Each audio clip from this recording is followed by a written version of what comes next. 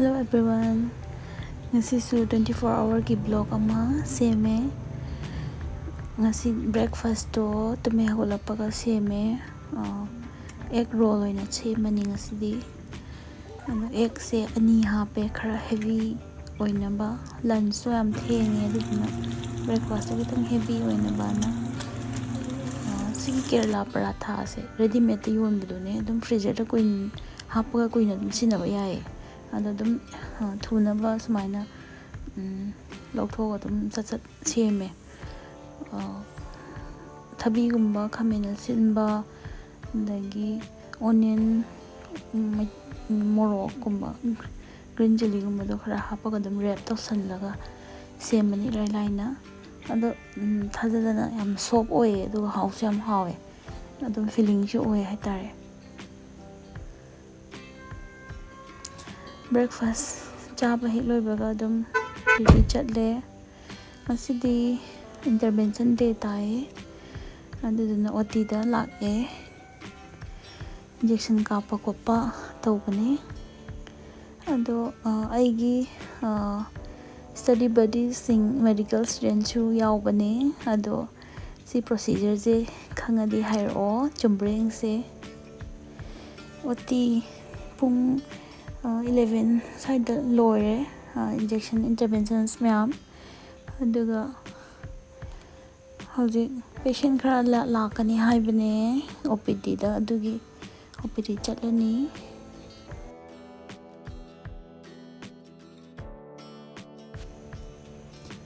OPD patient khara yenge 11 to 12 dei matangda hojikna seminar class leye 1 pm dagi andigi topic ki kitang yengbane aigi junior na tawgadawbane presentation budi andu shoren presentation loraga question hangdoine ba mi loina mang adugi question thiri ne ado seminar class to pung 2 pm swaida loiraga ultrasound assessment gi patient khara kaungibani ado ultrasound tawbagi lake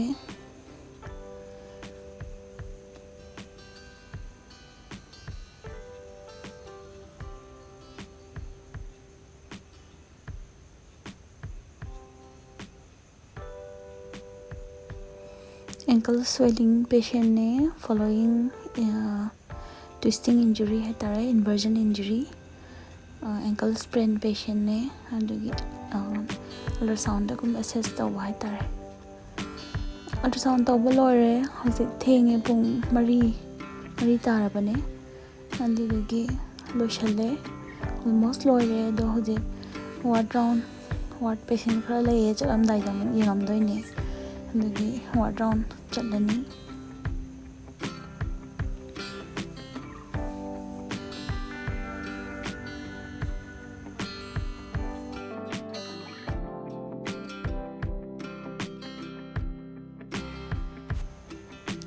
sise patient amagi x-ray ne lumbar spine x-ray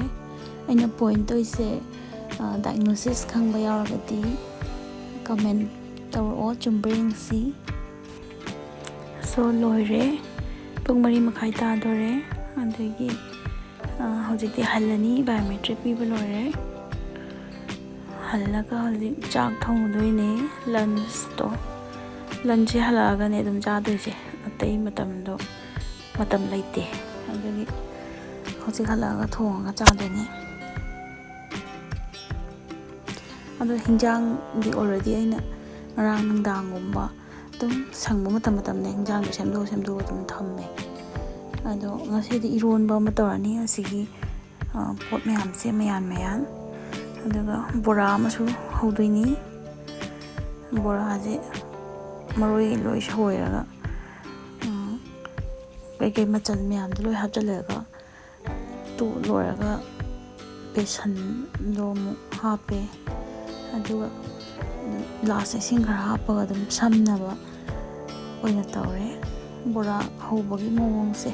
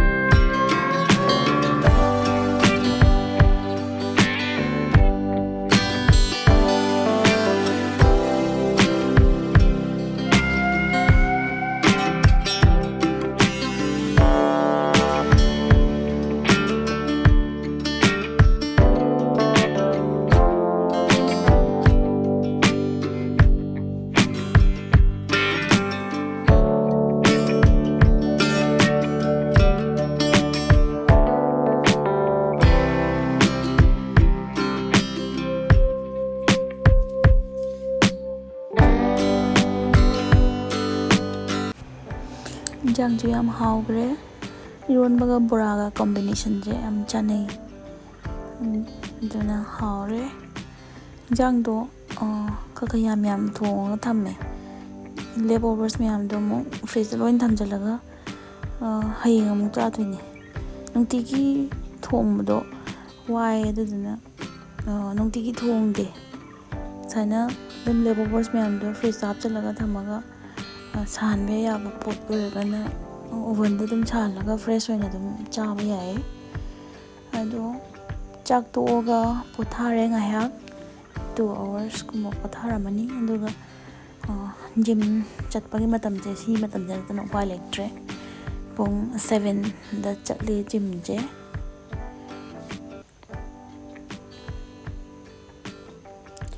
ꯑꯩ ꯖꯤꯝꯒꯤ ꯔꯨꯇꯤꯟꯁꯦ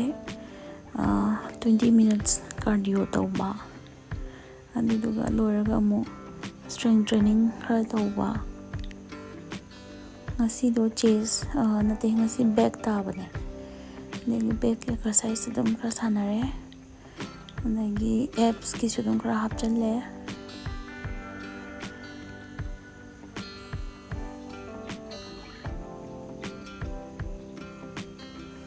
ꯄꯨꯡ 9ꯃꯨꯛ ꯇꯥꯔꯦ ꯂꯣꯏꯔꯛꯄꯗ ꯑꯗꯨꯅ ꯍꯜꯂꯛꯑꯦ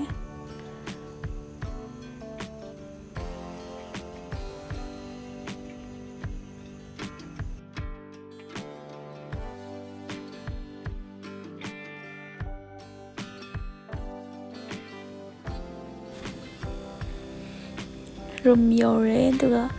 ꯉꯁꯥꯏ ꯌꯨꯝꯗꯒꯤ parents ꯂꯥꯛꯑꯝꯃꯦ ꯑꯗꯒꯤ ꯍꯤꯟꯖꯥꯡ ꯅꯥꯄꯤ ꯌꯨꯝꯗ ꯄꯥꯟꯕ ꯃꯌꯥꯝ ꯄꯨꯔꯛꯑꯝꯃꯦ ꯑꯗꯣ ꯄꯦꯛꯀꯤꯡ ꯇꯧꯁꯟꯗꯣꯏꯅꯤ ꯐ꯭ꯔꯤꯖꯇ ꯊꯝꯅꯕ ꯑꯗꯣ ꯀ꯭ꯂꯣꯁ ꯀꯟꯇꯦꯅꯔꯗ ꯊꯝꯃꯒꯗꯤ ꯌꯥꯝ ꯀꯨꯏꯅ ꯁ꯭ꯇꯣꯔ ꯇꯧꯕ ꯌꯥꯏꯌꯦ ꯐ꯭ꯔꯤꯖꯇ ꯑꯗꯣ ꯁꯤꯒꯤ ꯀꯟꯇꯦꯅꯔꯁꯤꯡꯁꯦ ꯑꯣꯟꯂꯥꯏꯟꯗꯒꯤ ꯂꯩꯕꯅ ꯌꯥꯝ ꯀꯥꯟꯅꯩ ꯄꯣꯠꯁꯤꯡꯗꯣ ꯑꯗꯨꯝ ꯂꯣꯏꯅ ꯁꯦꯄꯔꯦꯠ ꯇꯧꯔꯒ ꯁꯨꯃꯥꯏꯅ ꯊꯝꯖꯟꯈ꯭ꯔꯗꯤ ꯀꯨꯏꯅ ꯆꯠꯂꯦ ꯏꯊꯟꯇ ꯊꯣꯡꯉꯒ ꯆꯥꯕꯅꯤꯅ ꯌꯥꯝ ꯀꯨꯏꯅ ꯆꯠꯂꯦ ꯄꯣꯠꯁꯤꯡꯗꯣ ꯑꯗꯨꯗꯒꯤ ꯐꯖꯅ ꯊꯝꯗ꯭ꯔꯒꯗꯤ ꯊꯨꯅ ꯍꯦꯛꯇ ꯄꯠꯁꯟꯈꯤꯅꯦꯕ ꯑꯗꯨꯒꯤ ꯁꯨꯃꯥꯏꯅ ꯂꯣꯏꯅ ꯁꯦꯝꯃꯒ ꯊꯝꯃꯦ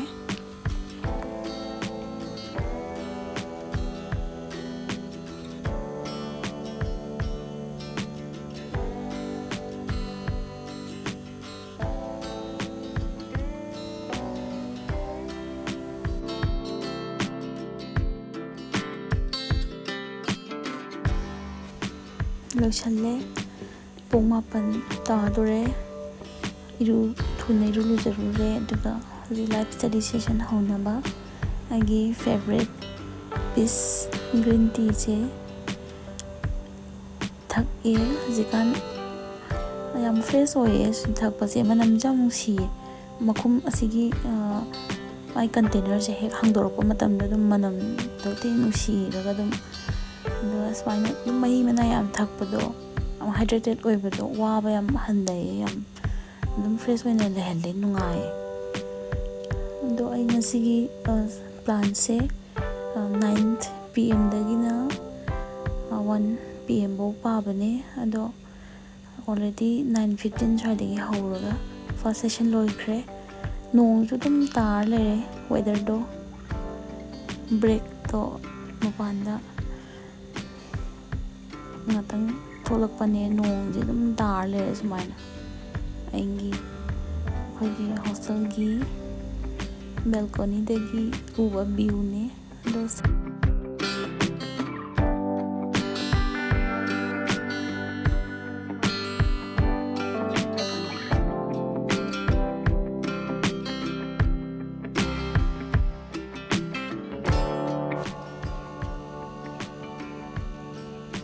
ꯄꯨꯡ 1:30 ꯑꯃꯨꯛ ꯇꯥꯔꯦ ꯁꯣ ꯂꯣꯏꯔꯦ ꯉꯁꯤꯒꯤ ꯂꯥꯏꯔꯤꯛ ꯄꯥꯕꯒꯤ ꯊꯕꯛ ꯄꯨꯡ 8:35 ꯁ꯭ꯋꯥꯏꯗꯒꯤ ꯍꯧꯔꯛꯄꯅꯦ ꯍꯧꯖꯤꯛ 1:30 ꯇꯥꯔꯦ ꯑꯣꯜꯃꯣꯁ ꯑꯗꯣ ꯌꯥꯝ ꯄ꯭ꯔꯗꯛꯇꯤꯞ ꯑꯣꯏꯈ꯭ꯔꯦ ꯉꯁꯤꯁꯨ ꯑꯗꯨꯝ 9 to 1 PM-ꯁꯦ ꯅꯨꯡꯇꯤꯒꯤ ꯈꯔ ꯑꯗꯨꯝ ꯔꯤꯒꯨꯂꯔ ꯑꯣꯏꯅꯕ ꯀꯟꯅ ꯍꯣꯠꯅꯔꯤ ꯑꯗꯣ ꯍꯧꯖꯤꯛ ꯐꯥꯎꯒꯤꯗꯤ ꯑꯗꯨꯝ ꯑꯌꯥꯝꯕ ꯔꯤꯒꯨꯂꯔ ꯑꯣꯏꯔꯤ